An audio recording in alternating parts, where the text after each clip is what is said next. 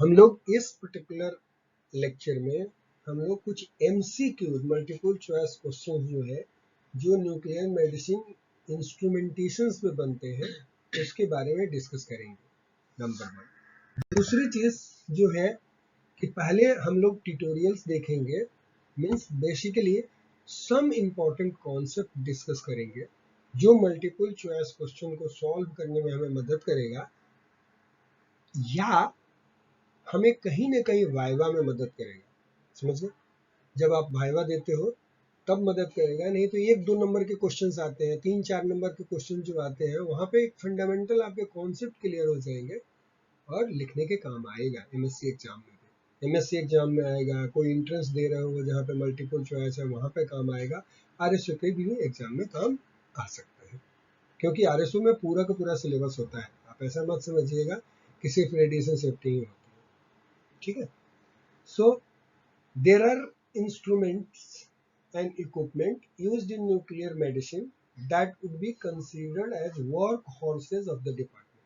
मतलब कुछ इंस्ट्रूमेंट्स हैं या इक्विपमेंट्स और इक्विपमेंट्स हैं न्यूक्लियर मेडिसिन में जिसको हम मान सकते हैं कि work horse's of the department, जिसके बिना जिसके बल पे डिपार्टमेंट चलता है। करेक्ट।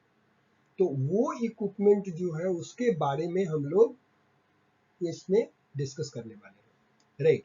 इन ब्रीफ में देखो तो बेसिक्स ऑफ इक्विपमेंट्स और इंस्ट्रूमेंट्स, उन इक्विपमेंट और इंस्ट्रूमेंट्स के बारे में हम डिस्कस करेंगे जो लोग हर न्यूक्लियर किसी भी न्यूक्लियर मेडिसिन डिपार्टमेंट में यदि आप जा रहे हो तो वहां पे उस इक्विपमेंट और इंस्ट्रूमेंट से लोग जो है वो फेमिलियर हैं। और जो न्यूक्लियर मेडिसिन टेक्नोलॉजिस्ट या न्यूक्लियर मेडिसिन फिजिशियन जो है, राइट, वो दोनों ही न्यूक्लियर मेडिसिन फिजिशियन या न्यूक्लियर मेडिसिन टेक्नोलॉजिस्ट जो है वो क्यूए करता है उसका। समझे? वो क्यूए से भी उसकी फेमिलियरिटी है। राइट। तो मेन फोकस क्या है उसका बेसिक, और उससे रिलेटेड क्या क्यूए होना चाहिए और नहीं होना चाहिए। राइट। पहले वो ट्यूटोरियल्स में डिस्कस करेंगे और उसके बाद हम लोग मल्टीपल चॉइस क्वेश्चन जो है वो सॉल्व करेंगे। राइट। हमारा इरादा ये भी है कि हमारा प्रेजेंटेशन जो हो 15 मिनट से ज़्यादा न जाए। राइट। तो हम लोग क्या करेंगे कि पहले ट्यूटोरियल डिस्कस कर लेंगे, उसको 15 मिनट्स के अंदर में ख़त्म करने का कोशिश करेंगे, और बाकी जब टाइम मिलेगा तो हम मल्टीपल चॉइस में जाएंगे, नहीं तो हम दूसरा वीडियो फिर रिकॉर्ड करेंगे मल्टीपल चॉइस का। ठीक है? So let's start with this brief introduction. हम लोग अभी शुरू करने वाले हैं ट्यूटोरियल्स। राइट। तो एक न्यूक्लियर मेडिसिन में इंस्ट्रूमेंट जो यूज होता है वो है आयोनाइजेशन चेम्बर। ये ना ये simplest type of gas field detector है। गैस इसमें क्या है, यदि if a source of radio activity is placed in ionisation chamber तो क्या होता है, an electric current is generated. यदि कोई भी radio active source ionisation chamber में रखेंगे तो क्या होता है, इलेक्ट्रिक करंट जनरेट होता है, और वो इलेक्ट्रिक करंट जो होता है वो डायरेक्टली प्रोपोर्शनल होता है, proportional to the quantity of radio activity in the chamber. मतलब जो इलेक्ट्रिक करंट जो बनेगा वो डायरेक्टली प्रोपोर्शनल होगा क्वांटिटी ऑफ रेडियो एक्टिविटी के जो चेम्बर में हमने डाला है। करेक्ट। राइट। दूसरा, आयोनाइजेशन जो ये करंट जो है, जो इलेक्ट्रिक करंट की जो बात करी, इस करंट को आयोनाइजेशन करंट भी बोलते हैं। क्यों बोलते हैं? क्योंकि रेडियो एक्टिविटी से जो गामा फोटोन या बीटा पार्टिकल या अल्फा पार्टिकल जो निकलते हैं उस गैस को, चूंकि ये गैस फील्ड डिटेक्टर है तो उस गैस को आयोनाइज करते हैं और उससे आयन पेयर्स बनते हैं, और वही आयन पेयर्स जो है वो आयोनाइजेशन करंट बनाते हैं, इसलिए उस इलेक्ट्रिक करंट को हम आयोनाइजेशन करंट भी बोलते हैं। तो ये आयोनाइजेशन करंट जो है is also affected by the energy of the radio nuclide. हमने पहले क्या बोला कि क्वांटिटी पे डिपेंड करेगा, जितना क्वांटिटी होगा उसके डायरेक्ट प्रोपोर्शन में आयोनाइजेशन करंट निकलेगा। लेकिन ऐसा सिंपली ऐसा नहीं है, ये उसकी एनर्जी पे, जो रेडियो न्यूक्लाइड जो है उसकी एनर्जी कितनी है उसके ऊपर भी डिपेंड करता है। तो जब ये डिपेंड करेगा तो as a result of this a millicurie of one radionuclide will not generate the same current as a as a millicurie of another radionuclide. And this is the basic principle of operation of a dose calibrator. ये क्या बोल रहे हैं कि यदि मान लो कि 1 मिलीक्यूरी जो है आप टेक्नीशियम ले रहे हो और 1 मिलीक्यूरी आयोडीन लोगे, तो टेक्नीशियम की एनर्जी 140 केवी है और आयोडीन की एनर्जी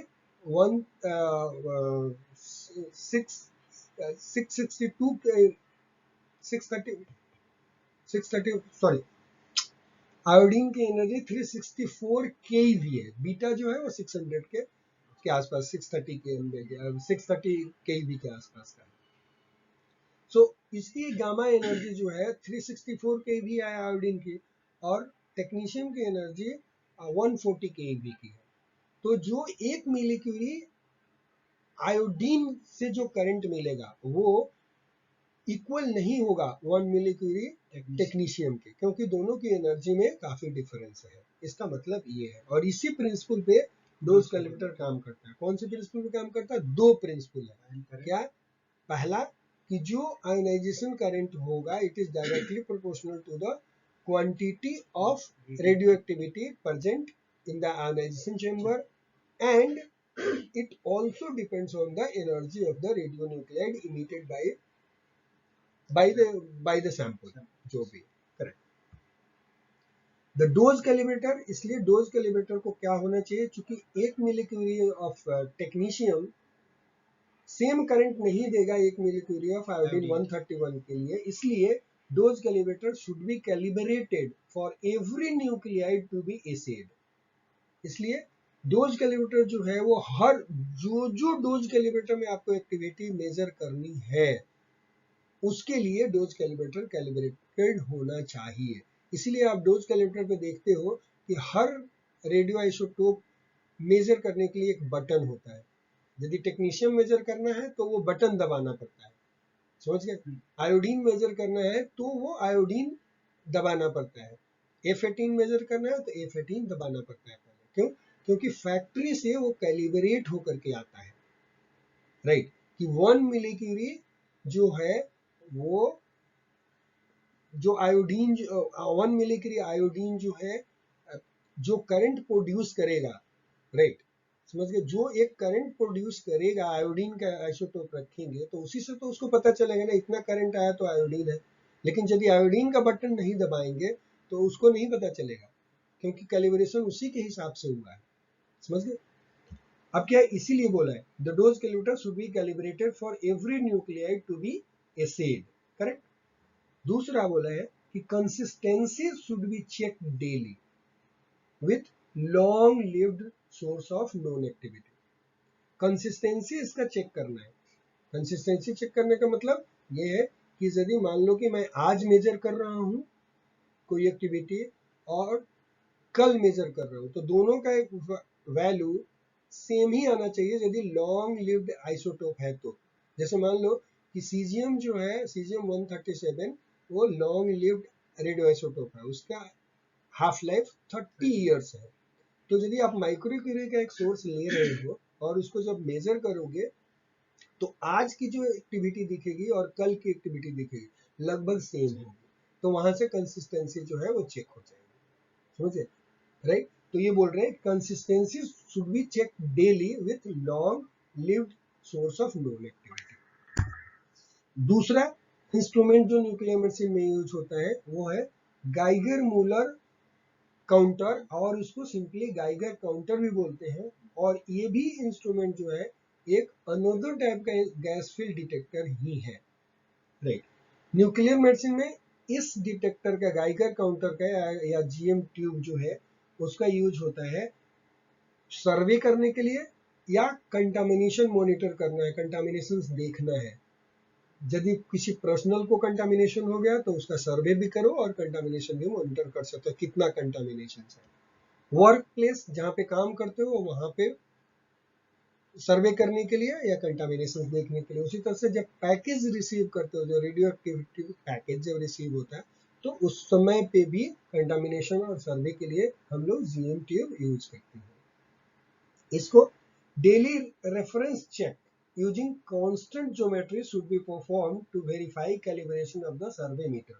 देखो जो सर्वे मीटर जो है वो कैलिब्रेट AERB बोलती है कि हर सर्वे मीटर या रेडिएशन मॉनिटरिंग इंस्ट्रूमेंट जो है वो 2 साल में कैलिब्रेट होना चाहिए, मतलब उसकी कैलिब्रेशन फ्रीक्वेंसी क्या है, एवरी 2 ईयर्स है। तो आज जो कैलिब्रेट करवाओगे वो 2 साल तक वैलिड रहेगा आपका, करेक्ट। तो मान लो कि वो कैलिब्रेशन तो होके आ गया, लेकिन उसकी रीडिंग आज और कल की रीडिंग सेम दे रहा है या नहीं दे रहा है, उसमें कोई गड़बड़ तो नहीं है, वो भी चेक करना जरूरी है। मेरा इंस्ट्रूमेंट ठीक काम कर रहा है या नहीं कर रहा है, तो उसका भी चेक जो है वो डेली करना चाहिए। और किससे करना चाहिए, रेफरेंस चेक से। मतलब वैसे ही सीजियम का यदि मान लो कि आपने 100 माइक्रोक्यूरी का एक सोर्स ले लिया, तो आप एक जगह पे रखेंगे, वो अपने जगह कहीं भी लेबोरेटरी में आप मार्क कर लीजिए कि ये पॉइंट, ये प्लेस जो है मेरा सोर्स रहेगा और इसके इतनी दूरी पे मेरा डिटेक्टर रहेगा। लाइक 1 मीटर दूरी पे मान लो आपने दे दिया, तो 1 मीटर दूरी पे जो रीडिंग आज आई थी, कल भी लगभग उसी के हिसाब के आसपास में आनी चाहिए। यदि उसी के आसपास की रीडिंग आ रही है तो इसका मतलब जो है वो ठीक ठाक काम कर रहा है। तो ये बोल रहा है कि वो डेली रेफरेंस चेक होना चाहिए यूजिंग कांस्टेंट ज्योमेट्री। मतलब ज्योमेट्री वो चेंज नहीं होना चाहिए। ऐसा नहीं होना चाहिए कि यहाँ पे सोर्स रखा है और आज यहाँ पे रखा मॉनिटर, कल यहाँ पे रख दे, नहीं, सेम पोजीशन पे मॉनिटर भी होना चाहिए, सेम पोजीशन पे सोर्स भी होना चाहिए, राइट।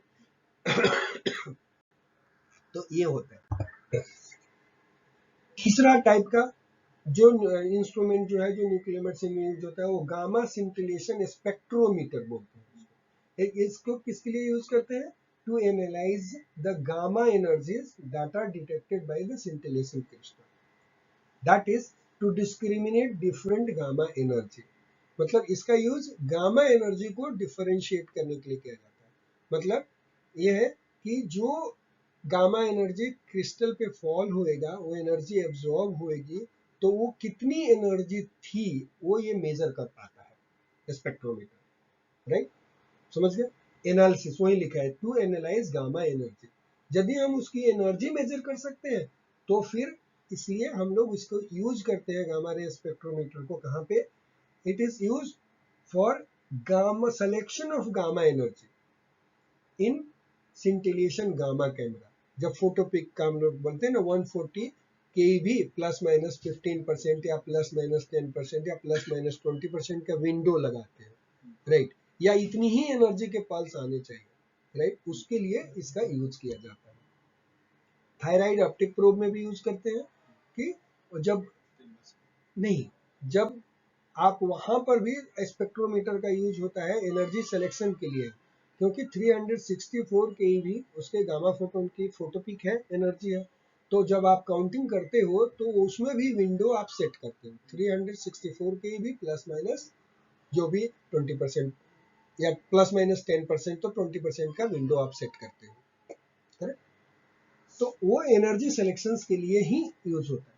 उसी तरह से वेल काउंटर में भी होता है। वेल काउंटर का यूज किस लिए करते हैं, या तो GFR का काउंटिंग के लिए करते हैं, तो वहां पर टेक्नीशियम यूज करते हैं, तो वहां पे टेक्नीशियम का विंडो सेट किया जाता है, तो उसी एनर्जी को सेलेक्ट करने के लिए यूज करा जाता है। इसका मेजर फीचर क्या है एनी सिंटिलेशन डिटेक्शन सिस्टम का, कि आउटपुट सिग्नल जो भी मिलेगा it is proportional to the energy deposited in the crystal. जितना एनर्जी क्रिस्टल में डिपोजिट होगा उसी के प्रोपोर्शन में सिग्नल निकलता है, उसी के प्रोपोर्शनल में वोल्टेज ड्रॉप होता है। ये इस scintillation property, scintillation detection system की एक इंपॉर्टेंट प्रॉपर्टी है।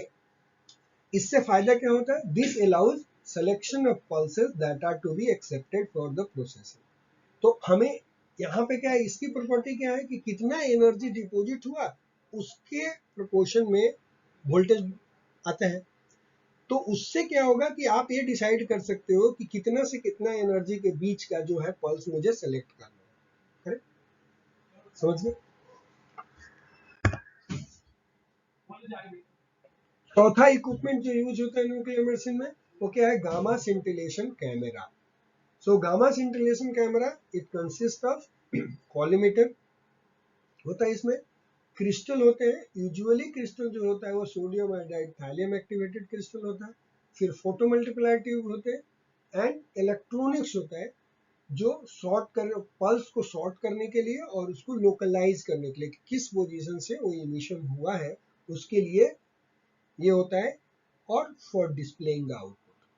करेक्ट। इलेक्ट्रॉनिक्स जो होता है वो क्या करता है, पल्स को सॉर्ट करता है, लोकलाइज करता है फॉर डिस्प्ले पर्पस के लिए। करेक्ट। तो बेसिक फंडामेंटल यही है। कॉलीमीटर क्या करता है गामा कैमरा में, collimator limits the entry of gamma rays. वो क्या करता है, गामा रे की एंट्री को लिमिट कर देता है, that can interact with the crystal so that the point of origin of scintillation events can be localised. Collimator क्या करता है, कॉलीमीटर गामा रे की एंट्री को लिमिट कर देता है और सिर्फ वही फोटोन को अलाउ करता है जो डायरेक्टली परपेंडिकुलरली जो हिट करते हैं क्रिस्टल को, तो उससे क्या होता है, उसको पोजीशन लोकलाइज करने में हेल्प मिलता है। Correct. The gamma ray entering through the collimator, right, interacts in the crystal, producing a portion of energy in the form of light to be viewed by the photomultiplier tube. क्या होता है, collimator के through जो gamma ray inter करता है वो crystal के साथ इंटरेक्ट करता है, तो क्या करता है, अपना कुछ एनर्जी जो है वो क्रिस्टल में दे देता है और उसके as a result of that उससे लाइट निकलता है क्रिस्टल से, राइट। और वो क्रिस्टल जो है, जो लाइट जो निकलता है वो फोटो मल्टीप्लायर ट्यूब उसको देखता है, तो फोटो मल्टीप्लायर ट्यूब उस लाइट को सेंस करके वोल्टेज में कन्वर्ट कर देता है, राइट। और वो वोल्टेज कन्वर्जन जो होता है, जो लाइट का जो अमाउंट, जो लाइट जो था वो एनर्जी के प्रोपोर्शनल था, तो और लाइट के प्रोपोर्शन में वोल्टेज ड्रॉप होता है, तो जो वोल्टेज भी जो ड्रॉप होगा it is actually proportional to the amount of energy deposited in the crystal. Gamma camera में चूंकि दो चीज के लिए इंपॉर्टेंट था, कि इवेंट लोकलाइजेशन के लिए, राइट, इवेंट लोकलाइजेशन बहुत इंपॉर्टेंट है। तो यदि यूनिफॉर्म सोर्स रख रहे हो, उसको फ्लड कर रहे हो, तो यूनिफॉर्म इमेज आना चाहिए।